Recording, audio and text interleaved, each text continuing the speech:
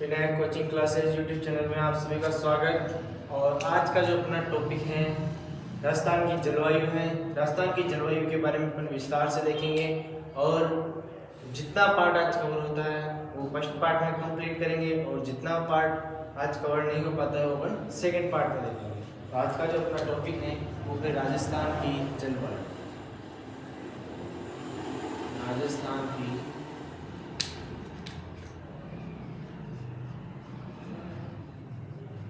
जलवायु।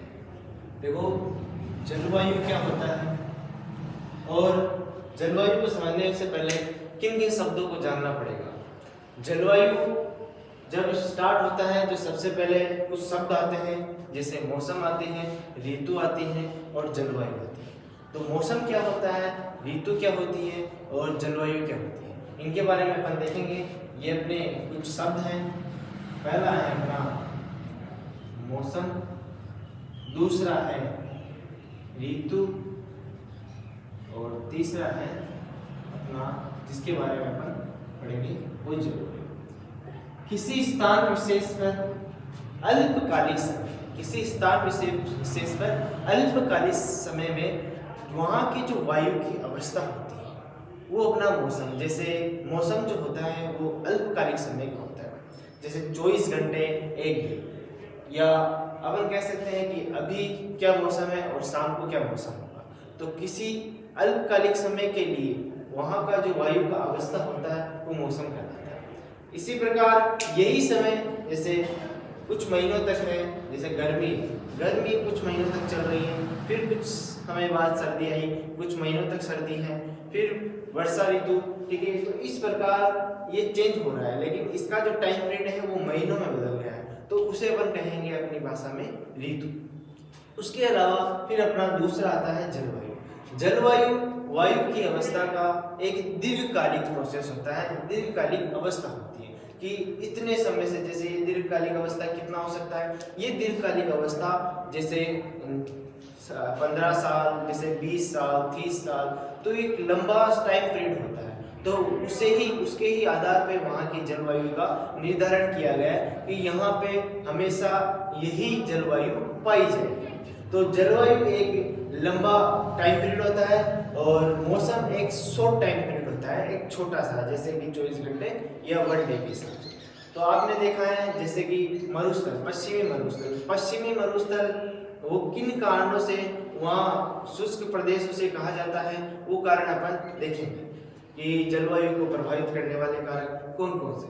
पश्चिमी मरुस्थल है, आप देख रहे हो कि वहाँ पे गर्मी ज़्यादा रहती है। उसी प्रकार अपन आते हैं कि माउंट आबू सिरोही वाला स्थान, वहाँ पे सर्दी ठंडाई रहती है, गर्मियों में भी वहाँ पे टेम्परेचर कम रहता है, ज़्यादा नहीं रहता, तो वो वहाँ की पर्टिकुलरली जलवायु है। तो वो जलवायु हमेशा से ही ऐसी रही है, ऐसा नहीं है कि कुछ साल से हो गई हो या कुछ दिनों से हो गई हो। तो जलवायु एक अपना लंबा टाइम पीरियड है और लंबा टाइम पीरियड वायु की अवस्था, उसी के आधार पर जलवायु को परिभाषित किया गया है। जलवायु की जो परिभाषा है वो अपनी होगी किसी स्थान विशेष पर लंबे समय अंतराल में वहाँ की पाई जाने वाली वायु की अवस्था, यही जलवायु कहलाती है। तो अपने पास 3 शब्द आए हैं कि मौसम क्या है, ऋतु क्या है और जलवायु क्या है। जलवायु एक लंबा टाइम पीरियड, फिर कुछ महीने वाला टाइम पीरियड जो होता है वो ऋतु हो जाता है। आप लोगों ने देखा है ऋतुएं 3 प्रकार की होती हैं। जलवायु के आधार पर अपन ऋतुओं को डिवाइड करेंगे 3 प्रकार में, ग्रीष्म ऋतु, शीत ऋतु और वर्षा ऋतु। फिर उसके बाद अपने मौसम के बारे में आता है, तो मौसम अपना शॉर्ट टाइम पीरियड होता है, जैसे 24 घंटे या 1 डे। तो ये कुछ शब्दावली है जो अपने क्लियर होगी तो अपना जलवायु टॉपिक भी क्लियर हो जाएगा। अब इसके अंदर जो जलवायु है उसको अपन अलग अलग तरीके से डिवाइड करते हुए देखेंगे, लेकिन वहाँ पे कुछ शब्द भी आएंगे। शब्द जैसे आएगा कि शुष्क प्रदेश, अर्ध शुष्क जलवायु, फिर आएगा आर्द्र जलवायु। तो ये शब्द भी अपने को जानना जरूरी है। ये हालांकि ये डिवाइडेशन है, डिवाइडेशन को अपन क्लियर करेंगे लेकिन वो आगे देखेंगे। उससे पहले कि ये होता क्या है। शुष्क का मतलब होता है गर्म, जहाँ पे वायु में जल की मात्रा बहुत ही कम पाई जाती है। तो वो पूरा जो प्रदेश है और शुष्क प्रदेश जो अपन ने भौतिक प्रदेश में देखा था, वहाँ डिवाइडेशन किया था शुष्क प्रदेश और अर्ध शुष्क प्रदेश। उसके अलावा अपन ने देखते हैं कि आर्द्र क्या होता है। आर्द्र का मतलब होता है कि वहाँ जहाँ पर वायु के अंदर नमी हो, जल की मात्रा हो, वो आर्द्र प्रदेश के नाम से जाना जाता है। या फिर अपन डिवाइडेशन करेंगे तो आर्द्र जलवायु, शुष्क जलवायु, अति आर्द्र और अर्ध शुष्क जलवायु, जो भी डिवाइडेशन होगा वो अपन आगे देखेंगे। तो आर्द्र शब्द और शुष्क शब्द आपका क्लियर होना चाहिए। इस शुष्क का मतलब कि वायु में जल की मात्रा कम, और आर्द्र का मतलब वायु में जल की मात्रा अधिक, मतलब कि नमी, वायु में नमी। अपने को जब वायु में नमी मिलेगी तो वहाँ का टेम्परेचर कम मिलेगा। आपको दो चीज़ें भी ध्यान रखनी है, अगर वायु में नमी बढ़ेगी तो टेम्परेचर कम होगा, वायु में जल की मात्रा कम होगी, नमी कम होगी, तो वो धीरे धीरे धीरे धीरे शुष्क होता जाएगा और टेम्परेचर धीरे धीरे बढ़ता जाएगा। तो आर्द्रता और शुष्कता ये दोनों एक दूसरे के अपोजिट देख सकते हैं कि वायु में जल की मात्रा अधिक, वायु में जल की मात्रा कम। तो मौसम के बारे में आप लोगों का क्लियर होगा, ऋतु के बारे में आप लोगों का क्लियर होगा और जलवायु के बारे में क्लियर होगा। अब एक शब्द और आता है मानसून। मानसून, मानसून क्या होता है? मानसून जो होता है वो अरबी भाषा का शब्द है, मौसम से बना हुआ है। अरबी जो यात्री था अल मसूदी, उसने भारत यात्रा के दौरान इस शब्द का प्रयोग किया। उस समय जो यहाँ शासन था वो गुजर प्रतिहार शासन था। उस समय अरबी यात्री अल मसूदी आया था, उसने मानसून शब्द का प्रयोग किया, मौसम जिसे अरबी भाषा में कहा जाता है। तो यहाँ लिख देता हूँ मैं।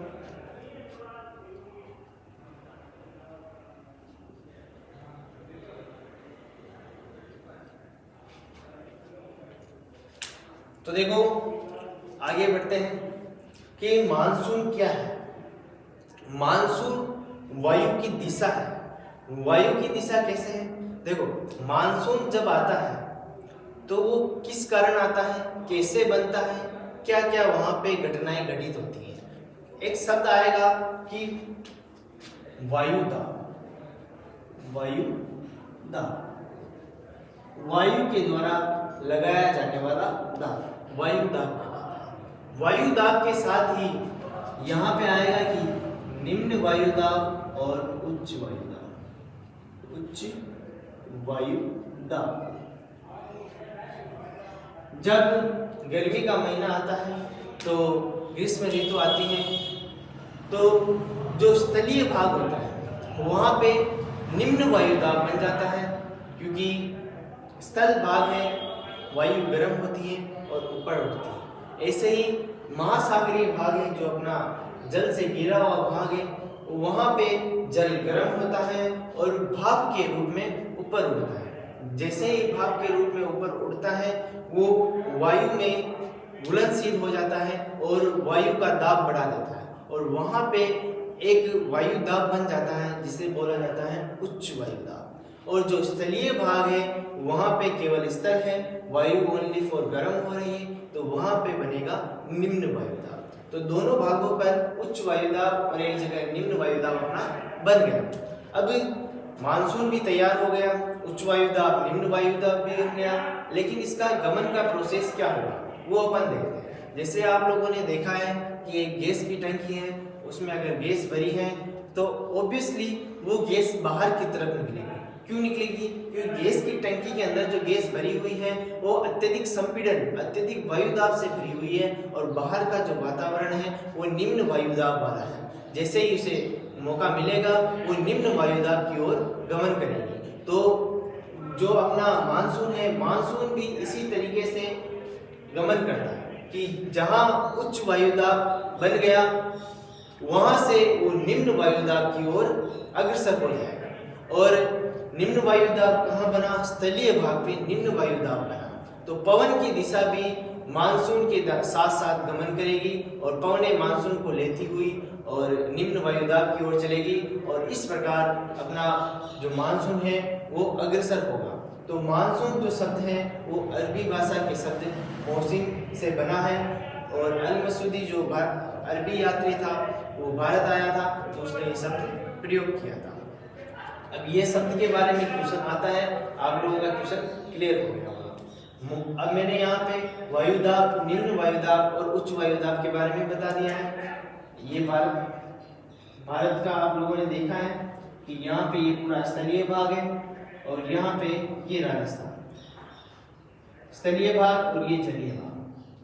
जब ये पानी गर्म होगा ऊपर उठेगा, ये पूरा उच्च वायुदाब और ये पूरा निम्न वायुदाब।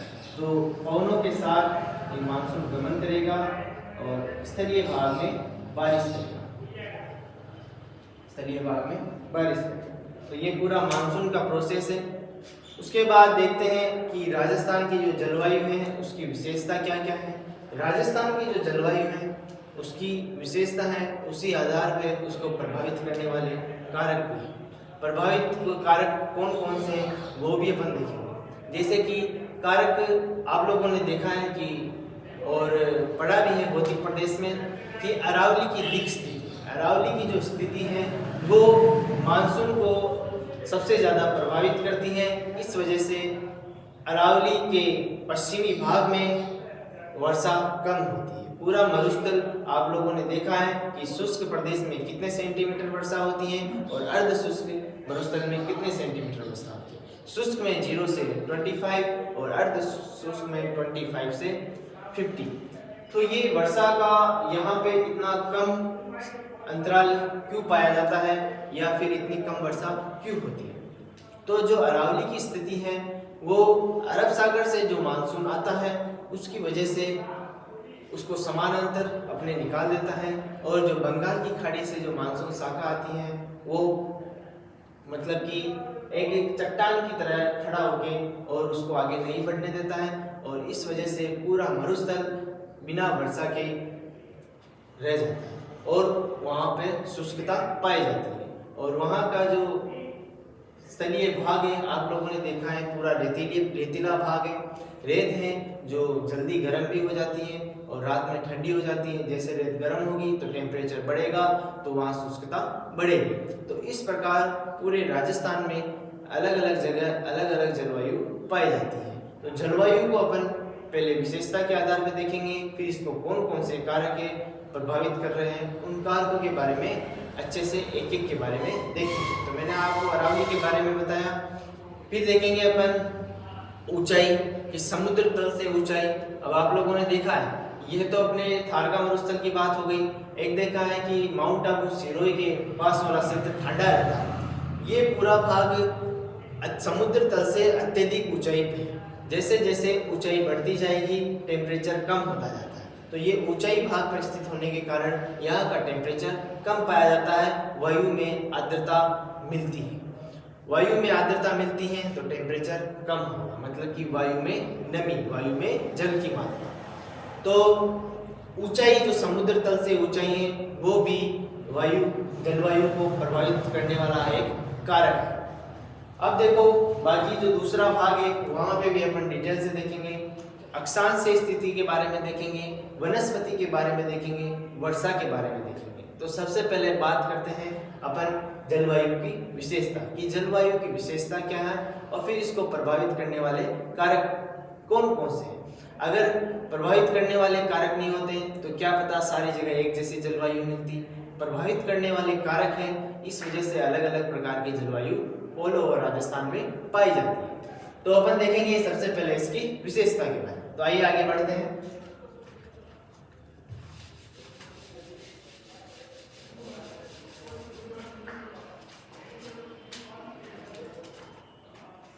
मैंने शब्द बताया आपको कि मौसम क्या है। मौसम वाला शब्द आपके क्लियर हो गया होगा, ऋतु वाला शब्द आपके क्लियर हो गया होगा और उसके बाद जो अपना मेन शब्द है जलवायु, जलवायु वाला शब्द आपका क्लियर हो गया होगा। फिर आया एक शब्द मानसून। यहाँ से ओनली फॉर एक क्वेश्चन है जो पूछा जाता है कि मानसून शब्द की उत्पत्ति कहाँ से हुई। अरबी भाषा के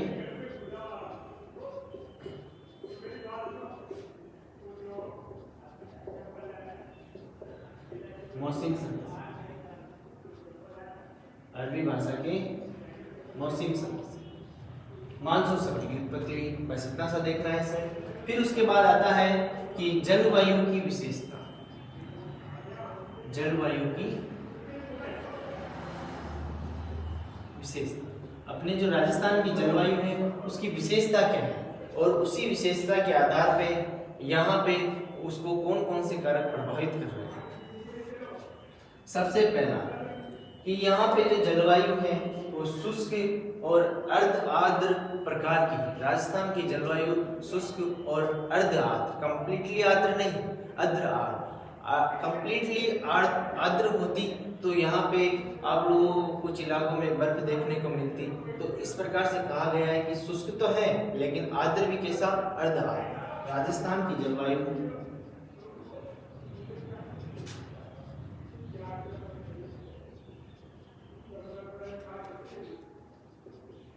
शुष्क एवं अर्ध आर्द्र प्रकार की है। फिर उसके बाद आता है कि यहाँ पे औसत वार्षिक वर्षा क्या होती है। जो औसत वार्षिक वर्षा है उसी के आधार पर फसल का उत्पादन किया जाता है, फसल बोई जाती है। तो देखो आप लोगों ने देखा है कि ऑल ओवर इंडिया जो औसत वार्षिक वर्षा है वो 125 सेंटीमीटर है, और उसी के आधार पर भारत में जो खेती की जाती है वो धान, जिससे चावल बोला जाता है, वो सर्वाधिक की जाती है। लेकिन राजस्थान में जो औसत वार्षिक वर्षा है वो 57 से 58 के बीच में पाई जाती है, 57 सेंटीमीटर से 58 सेंटीमीटर। और किसी जगह आप लोगों ने देखा होगा कि परफेक्ट मान भी दे रखा है। तो अगर आप परफेक्ट मान देखना चाहो तो 57.51 सेंटीमीटर ले सकते हो, लेकिन ये कोई फिक्स मान नहीं है। 57 से 58 के बीच में ही ये मान चेंज होता है। औसत वार्षिक वर्षा राजस्थान का कितना है, 57 से 58 सेंटीमीटर। तो यहाँ लिख देता हूँ, राजस्थान की औसत वार्षिक वर्षा 57 से 58 सेंटीमीटर पाई जाती है। राजस्थान की औसत वार्षिक वर्षा 57 से 58 सेंटीमीटर पाई जाती है। इसी आधार पर राजस्थान में जो सर्वाधिक खेती की जाती है वो गेहूं की जाती है। गेहूं की जो फसल होती है इस वार्षिक वर्षा में बोई जाती है। ये औसत वार्षिक वर्षा है कि इतनी तो वर्षा होएगी ही होएगी। फिर उसके बाद आता है नेक्स्ट कि यहाँ की और विशेषता क्या है। जो राजस्थान में जो वर्षा की जो राजस्थान में जो वर्षा का जो क्रम है वो निश्चित नहीं है कि इतनी वर्षा होगी। तो ये वर्षा में अनिश्चितता और असमानता पाई जाती है। तो यहाँ लिखता हूं मैं,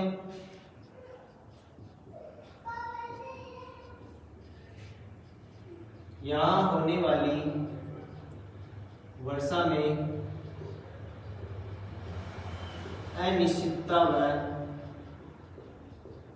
असमानता पाई जाती है। तो ये तो अपन ने देख लिया वर्षा के बारे में। आप लोगों ने देखा है कि कभी बारिश कम हो गई, कभी बारिश ज़्यादा हो गई। तो यहाँ की जलवायु को वो चीज़ें प्रभावित करती है। तो ये एक विशेषता हो गई कि यहाँ की जो होने वाली वर्षा है वो अनिश्चितता और असमानता से प्रभावित है, कि अनिश्चितता और असमानता पाई जाती है। कोई श्योरली ऐसे नहीं कह सकता है कि राजस्थान में इतनी वर्षा हमेशा से होएगी ही होएगी। तो ये अनिश्चितता और असमानता यहाँ की विशेषता है। फिर उसके बाद नेक्स्ट आता है कि राजस्थान में होने वाली वर्षा कौन से मानसून से होती है, कौन से मानसून शाखा से होती है। तो देखिए राजस्थान में जो वर्षा होती है दक्षिणी पश्चिमी बंगाल की खाड़ी मानसून शाखा से सर्वाधिक वर्षा होती है। 90% जो वर्षा होती है वो दक्षिणी पश्चिमी बंगाल की खाड़ी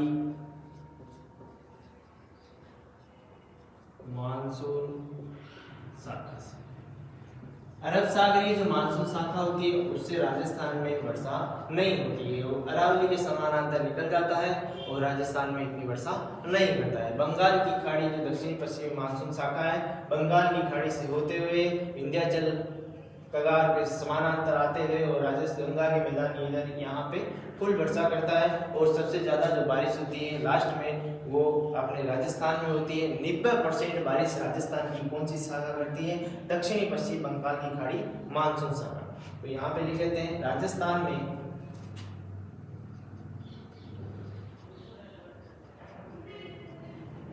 दक्षिणी पश्चिमी बंगाल की खाड़ी मानसून शाखा से सर्वाधिक वर्षा होती है। ये इसकी विशेषता है। फिर नेक्स्ट विशेषता क्या है? नेक्स्ट विशेषता क्या है कि राजस्थान में मावठ पाई जाती है। आप लोगों ने मावठ के बारे में सुना है कि सर्दियों में होने वाली वर्षा मावठ कहलाती है। तो ये राजस्थान की जलवायु की एक विशेषता है कि राजस्थान में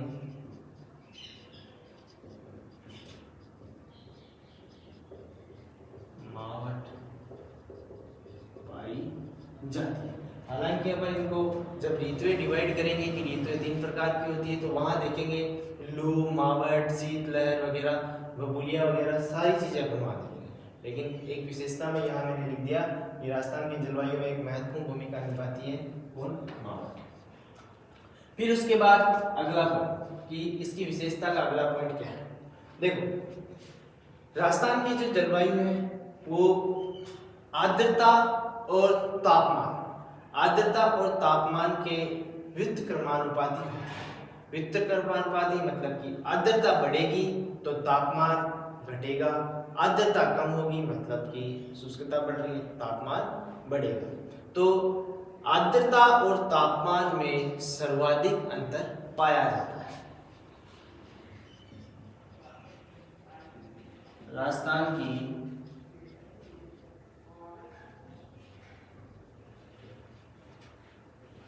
जलवायु में आर्द्रता व तापमान में सर्वाधिक अंतर पाया जाता है। आर्द्रता और जलवायु में सर्वाधिक अंतर पाया। तो ये हुई राजस्थान की जलवायु की विशेषताएं। अपन ने जो देखा है इस जलवायु से अपने को समझ में आया होगा कि यहाँ पे अलग अलग प्रकार की जलवायु क्यों पाई जा रही है अलग अलग स्थान पे। तो वो कारण है और वो जो कारण है वो मैंने आपको बताया भी है कुछ देर पहले और उसको अपन आगे डिटेल से देखें। तो राजस्थान की जलवायु को प्रभावित करने वाले कारक कौन कौन से हैं वो अपन इस वीडियो में नहीं देखेंगे। अगली जो वीडियो होगी उसमें आपको प्रभावित करने वाले कारकों के बारे में डिटेल से बताया जाएगा। मैं आपको थोड़ा सा बता देता हूँ कि अक्षांशीय स्थिति, राजस्थान की जो अक्षांशीय स्थिति है वो कैसी है। वो उपोष्ण कटिबंधीय अक्षांशीय स्थिति है। अब उपोष्ण कटिबंधीय क्या होता है वो जब ये आगे कारक देखेंगे तो वहां पे आपको मैं डिटेल से बताऊंगा। समुद्र तल से ऊंचाई की, समुद्र तल से ऊंचाई कितनी है, समुद्र से दूरी, वनस्पति, वर्षा, ये अरावली की दीप स्थिति, थार का मरुस्थल ये किस प्रकार राजस्थान की जलवायु को प्रभावित कर रहा है। रेतीला भाग है, रेत है, जल्दी गर्म हो जाती है। तो ये कुछ कारक हैं जो अपन आगे देखेंगे कि राजस्थान की जलवायु को ये प्रभावित करते हैं। इस वजह से अलग अलग जलवायु अलग अलग जगह पाई जाती है। तो वीडियो अच्छा लगा हो तो लाइक कीजिए, सब्सक्राइब कीजिए और शेयर कीजिए। और मिलते हैं नेक्स्ट वीडियो में। ये कारक वगैरह देखेंगे कि जलवायु के आधार पर ऋतुओं को 3 भागों में डिवाइड किया गया है वो देखेंगे। और फिर अपना मौसम विभाग के अनुसार जलवायु का वर्गीकरण देखेंगे, कोपेन देखेंगे और पूरा इस टॉपिक को कंप्लीट करते हुए आगे बढ़ेंगे नेक्स्ट वीडियो में। Okay, thank you so much.